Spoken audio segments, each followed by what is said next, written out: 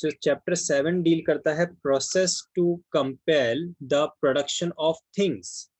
Chapter 6 में हमने person को अपीयर करने के लिए जो प्रोसेस था वो बताया था, और चैप्टर 7 में हम डील करेंगे कि अगर कोर्ट अपने सामने कोई डॉक्यूमेंट मंगवाना चाहती है, कोई आर्टिकल मंगवाना चाहती है, तो उसका क्या प्रोसेस रहेगा, उससे डील करता है chapter 7। And again in this chapter also we are having 4 parts. First of all, what we are going to do, we will issue summons, ठीक है। Secondly, search warrants. Thirdly, general provisions relating to the searches. And फिर miscellaneous. तो बिल्कुल वैसे ही उसमें भी सबसे पहले सम्मन्स था, फिर वारंट था, फिर थर्ड पे आपका प्रोक्लेमेशन था, फोर्थ पे आपका अदर प्रोसेस था। तो यहाँ अदर प्रोसेस की जगह मिसलेनियस हो गया। फर्स्ट सम्मन्स है, सेकंड वारंट है, थर्ड में आ जाता है general provisions relating to searches के, जो अगर किसी के डॉक्यूमेंट को सर्च करने के लिए किसी के घर की तलाशी लेनी है, किसी प्रेमिसेस में एंटर होना है, तो उसके लिए क्या प्रोविजंस होंगे रिगार्डिंग दैट। जो सम्मन्स से रिलेटेड है सेक्शन 91 और 92। देन सर्च वारंट अगर होता है तो सेक्शन 93 से 98 तक।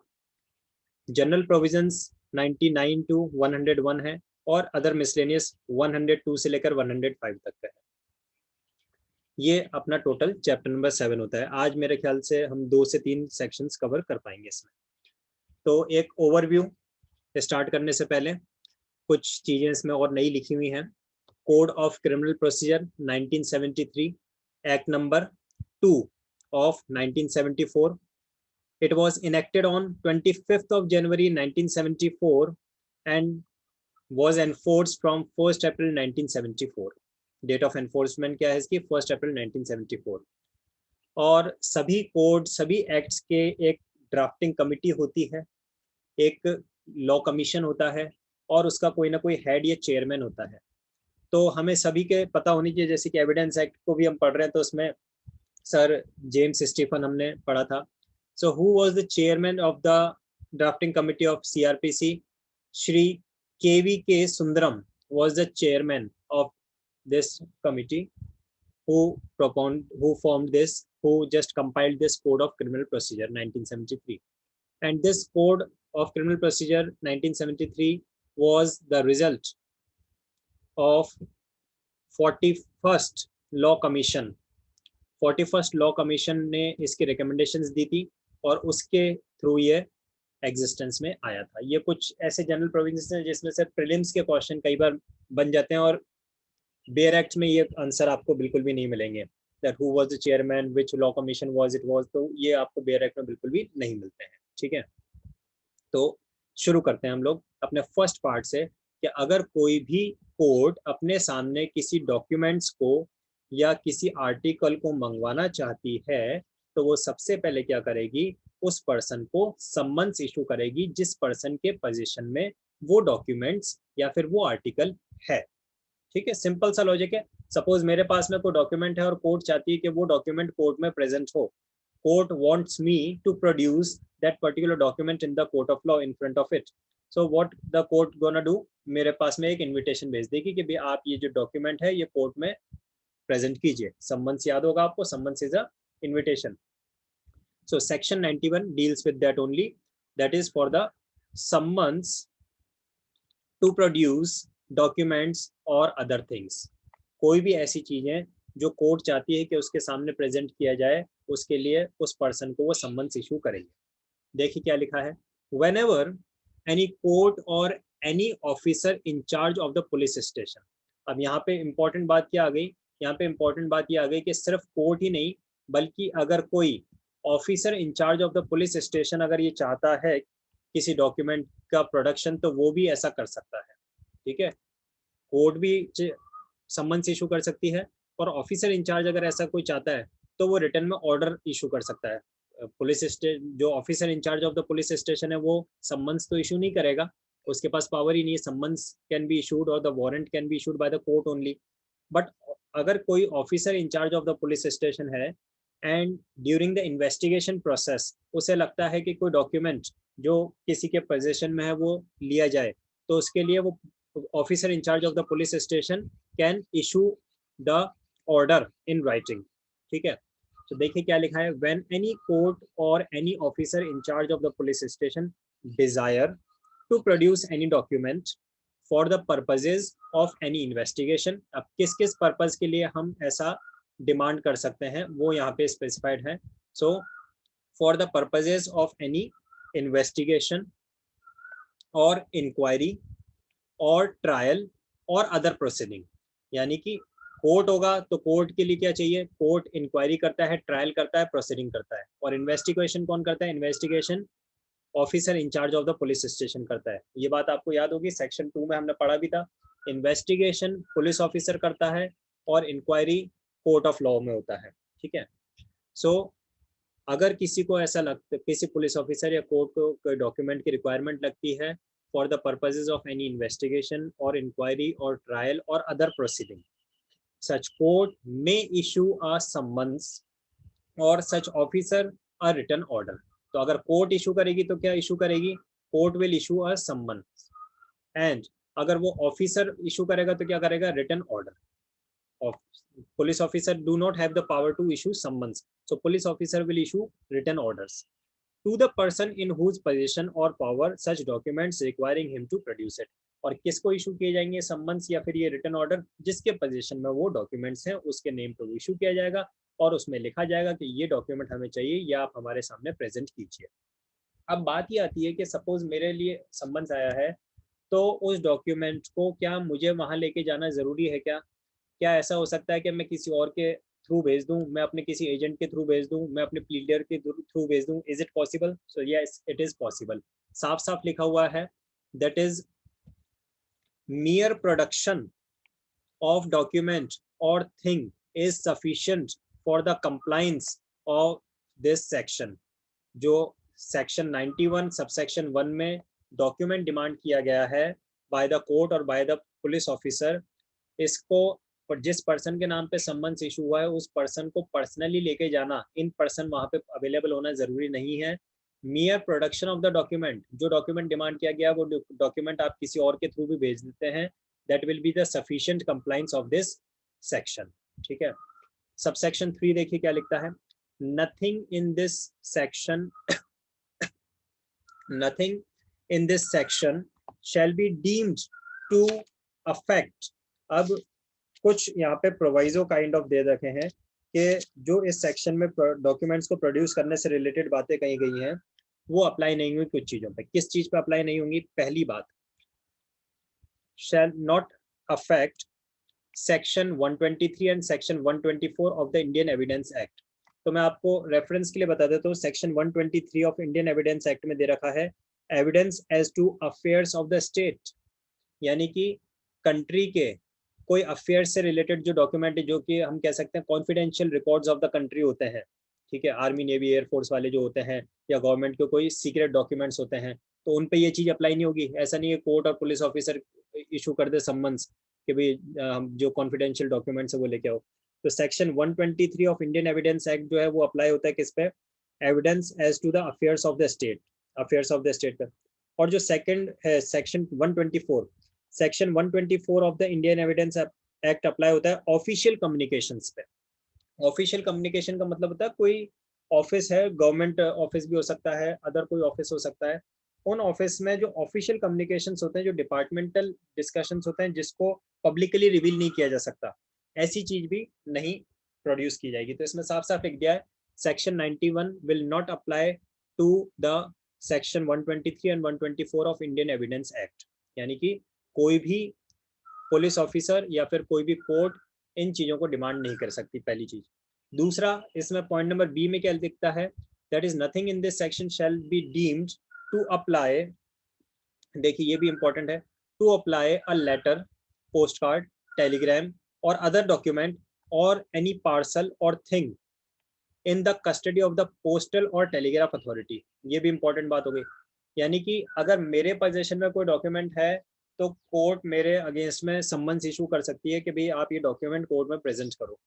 लेकिन अगर कोई लेटर, कोई पोस्ट कार्ड, कोई टेलीग्राम या अदर कोई डॉक्यूमेंट जो पोस्ट एंड टेलीग्राफ अथॉरिटी के अंडर में है, पोस्टल डिपार्टमेंट के पास में, टेलीग्राफ अथॉरिटी के पास में है, उसके लिए कोर्ट सम्मन्स इशू नहीं कर सकती, सेक्शन 91 में ये लिख रखा है।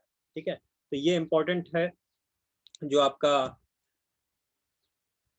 सेक्शन 91 का क्लॉज 3 है, सब सेक्शन 3 है, वो इंपॉर्टेंट है, उसको आप एक बार ध्यान रखिएगा कि दो चीज़ों पे अप्लाई नहीं हो रहा है। पहला तो क्या बोल रहा है, section 123 and 124 of Indian evidence act, और दूसरा any letter, post card, telegram और other document in the possession और एनी पार्सल, पार्सल वर्ड भी लिखा हुआ है, कोई पार्सल भी अगर है तो एनी पार्सल और anything else which is in the custody of postal और टेलीग्राफ अथॉरिटी। तो अब एक क्वेश्चन अराइज होता है अपने माइंड में कि अगर कोई ऐसा डॉक्यूमेंट या कोई ऐसा पार्सल जो पोस्टल एंड टेलीग्राफ अथॉरिटी के अंडर में है, तो उसको अगर कोर्ट मंगवाना चाहती है तो फिर क्या रहे भाई, 91 में तो मना कर दिया कि अप्लाई नहीं होगा। तो अगर ऐसा कोई डॉक्यूमेंट, ऐसा कोई पार्सल जिसको कोर्ट, जो पोस्टल अथॉरिटी के कस्टडी में है और वो चाहती है कोर्ट उसके सामने प्रेजेंट करना, तो उसके लिए क्या होगा, तो उसके लिए सेक्शन 92 अप्लाई होगा। ठीक है, किसी भी स्टेज पे किसी के माइंड में कोई डाउट अराइज हो तो आप पूछ सकते हैं। सर जी बोलिए। हेलो। हाँ जी बोलिए। सर मैं एक मेरे पास हिंदी प्रांजपी का बुक है सीआरपीसी का। हाँ। उन्होंने लिखा है सेक्शन 3 सबसेक्शन ए में ये इंडियन एविडेंस एक्ट 123 124 के अलावा बैंकर्स बुक एविडेंस एक्ट 1891 पर भी कुछ सेक्शंस पर भी लागू होते हैं, वो बिल्कुल क्या है? नहीं, उसमें भी दे रखा है। बेयर एक्ट में आप देखेंगे, बेयर एक्ट में वो लिखा हुआ है, तो बेयर एक्ट में मैंने यहाँ नोट्स प्रेजेंट किए, तो नोट्स को क्या, मैंने जो इंपॉर्टेंट चीजें थी सिर्फ वही दिखाई हैं, अदरवाइज नोट्स में वो बैंकर्स बुक का दे रखा है। तो as per the bankers act जो कोई डॉक्यूमेंट्स उसके दे, जैसे इंडियन एविडेंस एक्ट के 123 और 124 बता दिए इसमें, और जो बैंकर्स एक्ट है उसके कोई पर्टिकुलर डॉक्यूमेंट्स ऐसे जो कि बैंक या मॉनेटरी पॉलिसी के हिसाब से कंट्री के लिए अगर कॉन्फिडेंशियल है तो उसको भी प्रोड्यूस करने के लिए कंपेल नहीं कर सकती कोर्ट, वो चीज़ है। So that is not of prime importance, इसलिए वो इसमें कवर नहीं किया था, है ना। तो अब section 92। Sir one more question. जी प्लीज।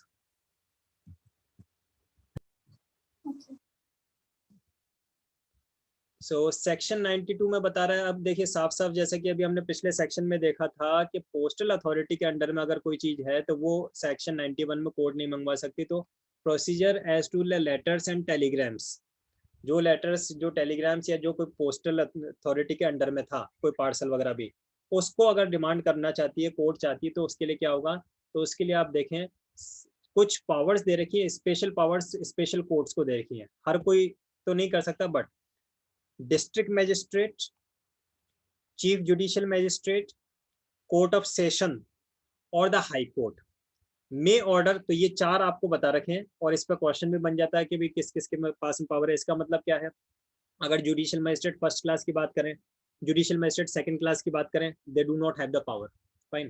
तो district magistrate, CJM, court of sessions और हाई कोर्ट में ऑर्डर पोस्टल टेलीग्राफ पोस्टल और टेलीग्राफ अथॉरिटी, ये पोस्टल और टेलीग्राफ अथॉरिटी को ऑर्डर कर सकते हैं to produce any document, parcel और thing in their custody.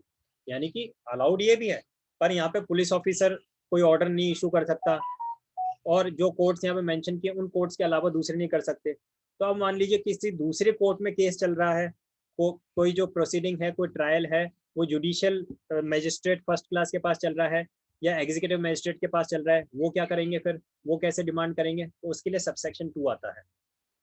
If judicial और एग्जीक्यूटिव मैजिस्ट्रेट और कमिश्नर और SP, superintendent of police, may require the postal और टेलीग्राफ अथॉरिटी, अगर उनको कोई डॉक्यूमेंट चाहिए तो वो पोस्टल और टेलीग्राफ अथॉरिटी को क्या बोल सकते हैं, वो सिर्फ इतना बोल सकते हैं कि भाई आप ये डॉक्यूमेंट आपकी कस्टडी में है, ऐसा हमें नॉलेज में है, आप इसकी सर्च करके रखो, और जैसे ही डिस्ट्रिक्ट मैजिस्ट्रेट का, सीजीएम का, कोर्ट ऑफ सेशन का या फिर हाई कोर्ट का ऑर्डर आ जाएगा, वैसे ही आप ये हमें हैंड ओवर कर दोगे।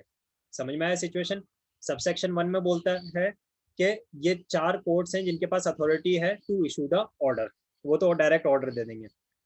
लेकिन जुडिशियल मैजिस्ट्रेट या फिर एग्जीक्यूटिव मैजिस्ट्रेट या फिर कमिश्नर और एसपी, इनके पास में क्या पावर है, इनके पास में पावर है सिर्फ पोस्टल डिपार्टमेंट को उस डॉक्यूमेंट या फिर उस पार्सल की सर्च करके रखने के लिए, जिससे कि जैसे ही डिस्ट्रिक्ट मजिस्ट्रेट, सीजीएम या फिर कोर्ट ऑफ सेशन या फिर हाई कोर्ट का ऑर्डर आए, इमीडिएटली आप हमें दे दो।